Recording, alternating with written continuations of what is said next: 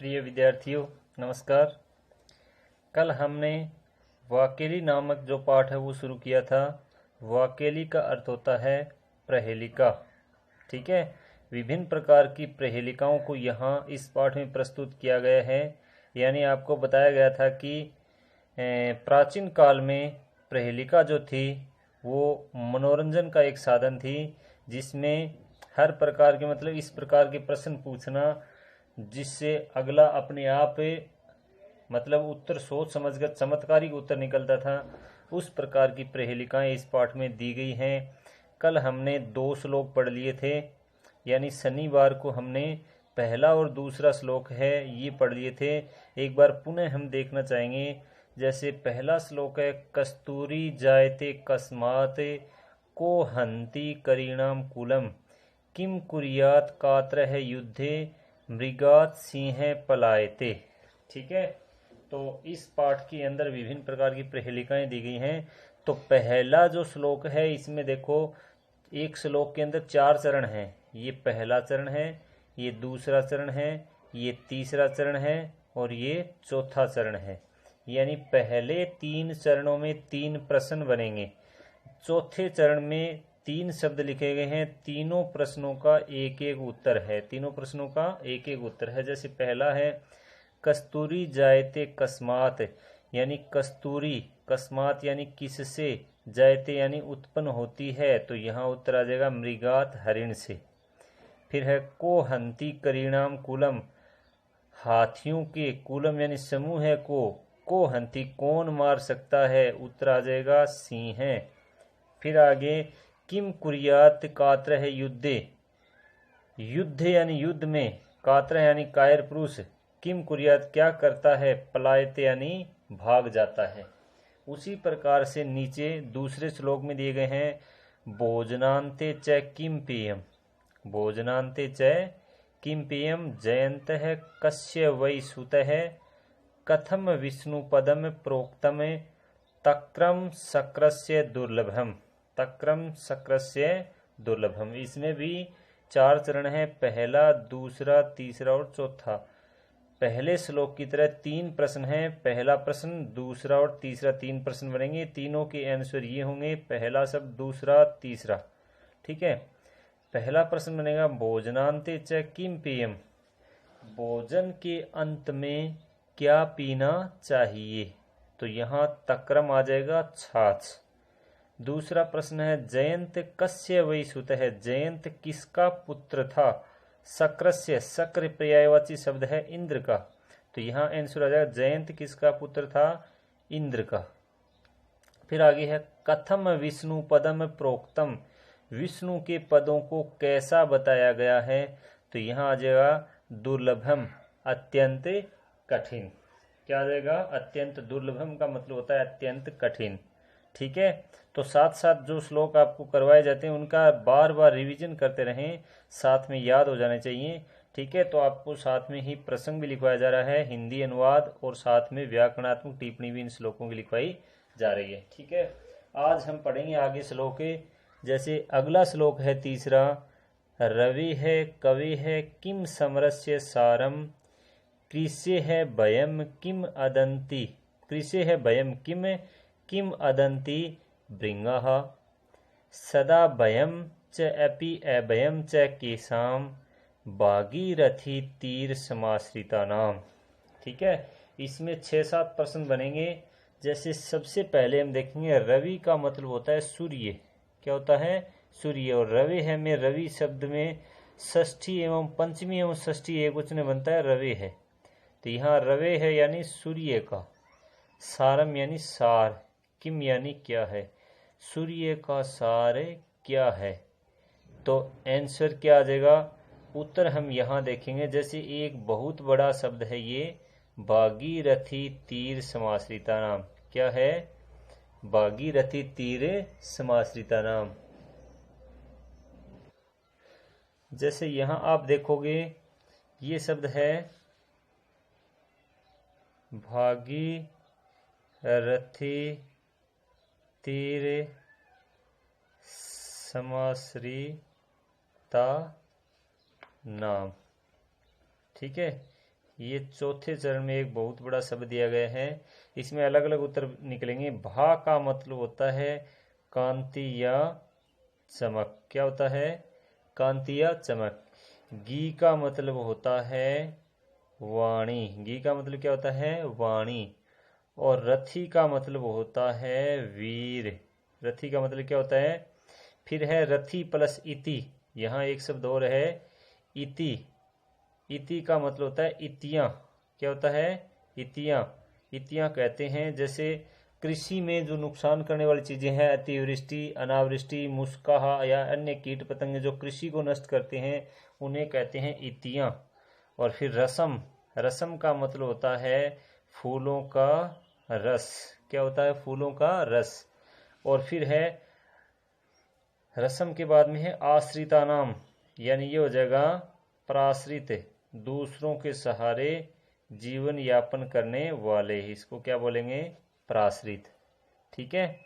7 प्रश्न होंगे। पहले का आंसर ये होगा, दूसरे का ये होगा, तीसरे का वीर, चौथे का इतियाँ, पांचवें का रस और छठे का प्राश्रित। और 7वें प्रश्न का पूरे शब्द का एक अर्थ निकलेगा। क्या अर्थ निकलेगा? जैसे भागीरथी तीर समाश्रिता नाम का हो जाएगा गंगा के किनारे निवास करने वाले। गंगा के किनारे निवास करने वाले। ठीक है। तो इसमें अब हम देखेंगे जिस प्रकार से ये है रवे है कवे है किम समरस्य सारम। सबसे पहले रवे है सारम किम, यानी सूर्य का सार क्या है। तो पहले लिखा हुआ है भा, यानी भा का अर्थ होता है कांति या चमक। तो सूर्य का सार क्या होता है? कांति या चमक। फिर है कवे है सारम किम, कवि का सार क्या है। तो यहाँ आ जाएगा गी शब्द है दूसरा। क्या है? इसमें गी है ना। गी का मतलब होता है वाणी। तो कवि का सार क्या है? वाणी। फिर आगे है कृषे भयम किम, कृषि में भय क्या है। किसान जब कृषि करता है तो उसमें भय क्या है। एक मिनट, सॉरी, एक प्रश्न और रह गया ऊपर। समरस्य सारम किम, रवि का सार क्या है, कवि का सार क्या है और समरस्य सारम किम, समर मानी होता है युद्ध। युद्ध का सार क्या है। तो तीसरा शब्द है रथी। रथी का मतलब होता है युद्ध का सार होता है वीर। क्या होता है? वीर। फिर है कृषि भयम किम, कृषि में भय क्या होता है। फिर यहाँ लिखा गया इति। इति का मतलब होता है इतियाँ, यानी अतिवृष्टि या अनावृष्टि जो भी है वो होती हैं इतियाँ। फिर आगे किम अदंती भृंगाः, भृंगाः का मतलब यहाँ है भंवरे। किम मानी क्या, अदंती मानी खाते हैं, भंवरे क्या खाते हैं। रसम यानी फूलों का रस। क्या खाते हैं? फूलों का रस। फिर आगे है सदा भयम केसाम, सदा भयम केसाम, सदा भय केसाम यानी किनको रहता है, सदा भय किनको रहता है। फिर यहाँ आंसर है आश्रिता नाम, प्राश्रित जो दूसरों के सहारे जीवन यापन करते हैं उनको सदा भय रहता है। और च अपि अभयम च केसाम, च प्लस अपि प्लस अभयम च केसाम। यहाँ 2-3 संधि है वो आपको श्लोक के अनुवाद में बताई जाएगी व्याकरणात्मक टिप्पणी में। और सदा अभय किनको रहता है। पूरे शब्द का एक आंसर आ जाएगा गंगा के किनारे निवास करने वालों को सदा क्या होता है? सदा अभय होता है, क्योंकि वहाँ पे अच्छी उपजाऊ जमीन है और सिंचाई का साधन है, पानी पर्याप्त मात्रा में उपलब्ध है। इसलिए गंगा के किनारे जो लोग निवास करते हैं उन्हें हमेशा भय नहीं होता, वो उनमें अभय होता है। क्या होता है? अभय। ठीक है। अब हम आगे इस श्लोक को शब्दार्थ के माध्यम से देखेंगे, फिर इसका हिंदी अनुवाद और फिर इसका प्रसंग है और इसमें जो व्याकरणात्मक टिप्पणी है वो हमें देखेंगे। ठीक है। तो ये है तीसरा श्लोक। रवे है कवे है किम समरस्य सारम, कृषे भयम किम, किम अदंति भृंगाः, सदा भयम च अपि अभयम च केसाम, भागीरथी तीर समाश्रिता नाम। ठीक है। तो यहाँ सबसे पहले हम शब्दार्थ ही देख लेते हैं डायरेक्ट। शब्दार्थ में देखो, रवे है सूर्य का, रवे है सूर्य का, सार में सार, किम में क्या है, फिर भा, यहाँ से लेंगे एक एक वर्ण में, भा का मतलब हो गया चमक। फिर है कवि है सारम किम, कवि है कवि का, सार में, दोबारा नहीं लिखा मैंने, कवि का सार क्या है, आगे कोष्टक में लिख दिया कवि का सार क्या है, तो यहाँ आ जाएगा गी यानी वाणी। फिर समरस्य, समर का मतलब होता है युद्ध, युद्ध का सार क्या है, फिर आ जाएगा रथी यानी वीर, क्या आ जाएगा वीर। फिर आगे कृषि है, कृषि में भयम, भय क्या है, कृषि में भय क्या है। फिर यहाँ लिखा हुआ है इति, इति का मतलब है इतियाँ, जैसे अतिवृष्टि, अनावृष्टि आदि, ठीक है। फिर आगे भृंगः, बौरे, किम अदंती, क्या खाते हैं, बौरे क्या खाते हैं, तो ऊपर लिखा हुआ है रसम, क्या लिखा हुआ है रसम, तो ये हो जाएगा फूलों का रस, ठीक है।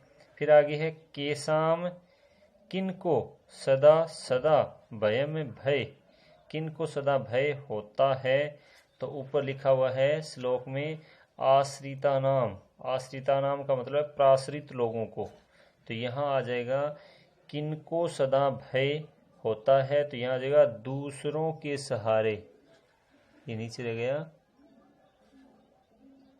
दूसरों के सहारे जीवन यापन करने वालों को सदा अभयम, सदा भय किनको होता है, दूसरों के सहारे जीवन यापन करने वालों को। फिर है सदा, और सदा अभयम, अभय किनको होता है, भागीरथी तीर समाश्रिता नाम, गंगा के किनारे निवास करने वालों को सदा क्या होता है, अभय होता है, ठीक है। ये शब्दार्थ हो गया, एक एक शब्दार्थ हो गया इस श्लोक का, तो ध्यान से 2 बार पढ़ लेना, याद हो जाएगा।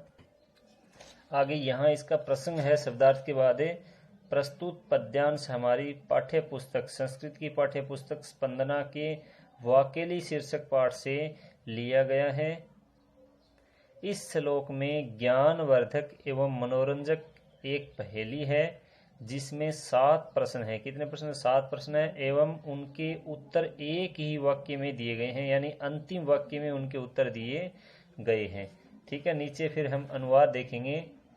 हिंदी अनुवाद है, प्रस्तुत पहेली के 3 चरणों में 7 प्रश्न हैं, जो इस प्रकार हैं। प्रश्न यहाँ लिखे गए हैं नीचे और उत्तर आगे लिखे गए हैं, ठीक है। पहला प्रश्न आपको हिंदी अनुवाद भी इसी तरीके से लिखना है, प्रश्न बना करके फिर आगे उत्तर लिखना है, ठीक है। तो सूर्य का सार क्या है, कांति या प्रकाश, या इसको हम चमक भी कह सकते हैं। कवि का सार क्या है, इसको हम बोलेंगे वाणी। फिर आगे है युद्ध का सार क्या है, ये आ जाएगा वीर, ठीक है, युद्ध का सार वीर होता है। कृषि में भय क्या है, तो यहाँ आ जाएगा अतिवृष्टि, अनावृष्टि आदि, मुस्का या कीट पतंगे आदि जो फसल को नष्ट करते हैं उन्हें कहा जाता है इतियाँ, और ये इतियाँ 6 प्रकार की बताई गई हैं। षड इतय है, यानी षड इतियाँ 6 प्रकार की इतियाँ हैं, उनमें अतिवृष्टि, अनावृष्टि और अन्य भी हैं, ठीक है। फिर अगला प्रश्न है भंवरे क्या खाते हैं, तो यहाँ आ जाएगा फूलों का रस, ठीक है। फिर छठा प्रश्न है किनको सदा भय रहता है, दूसरों के सहारे जीवन यापन करने वालों को सदा भय रहता है। फिर है किनको सदा अभय रहता है, तो यहाँ आ जाएगा गंगा के किनारे निवास करने वालों को सदा अभय रहता है, यानी ये प्रश्न हो गया, आगे उत्तर हो गया। इसी तरीके से आपको परीक्षा में लिखना है इसका हिंदी अनुवाद, ठीक है। अब हम देख लेते हैं व्याकरणात्मक टिप्पणी के भी 1-2 उदाहरण इसमें दिए गए हैं। सबसे पहले है कृषेर भयम, कृषि है प्लस भयम, आगे आ गई ऋत्व विसर्ग संधि। फिर है एक शब्द है चाप्य अभयम च, इसमें 3 संधि है, च प्लस अपि प्लस अभयम प्लस च, च प्लस अपि में दीर्घ संधि भी है, दीर्घ स्वर संधि। अपि प्लस अभयम में यण स्वर संधि हुई है, अभयम प्लस च में परसवर्ण व्यंजन संधि हुई है, ठीक है। ये था तीसरा श्लोक, थोड़ा बड़ा है, इसलिए आप इसका भी रिवीजन अच्छी तरह से करना। आज के लिए बस इतना ही। जय हिंद, जय भारत।